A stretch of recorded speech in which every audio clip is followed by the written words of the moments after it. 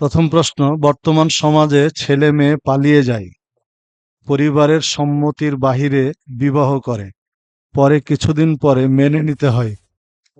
এই অধঃপতনের কারণ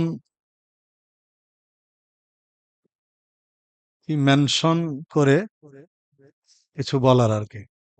জি, ছেলে মেয়ে পালিয়ে গিয়ে যদি কোর্ট ম্যারেজ করে বাবার সম্মতি ছাড়াই, তাহলে এটা বিয়ে হবে না।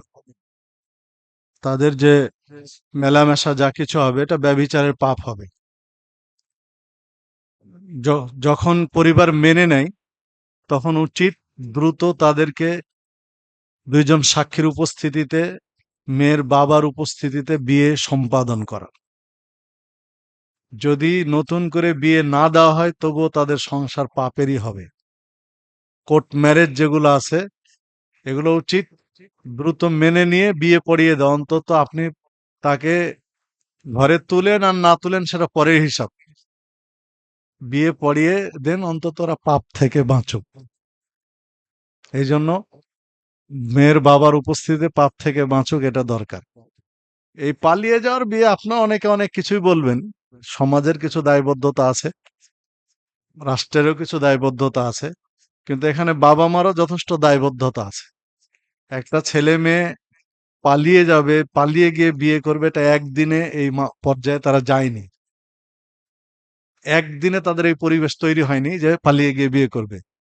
তিলে তিলে তিলে তিলে একটা সম্পর্ক গড়ে পালিয়ে গিয়ে বিয়ে করে। তো এতদিন আপনি কি করলেন? ঘুমিয়ে ঘুমিয়ে সময় কাটিয়েছেন অভিভাবক হিসাবে। আপনার বড় জিম্মেদারি ছিল।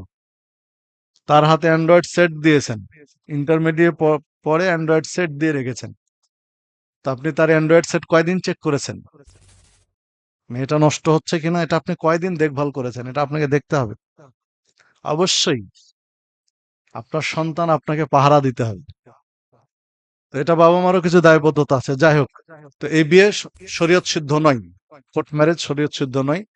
এটা বাবা মার উপস্থিতিতে আবার নতুনকে বিয়ে দিতে হবে, এই বিষয়ে সাবধান থাকা উচিত।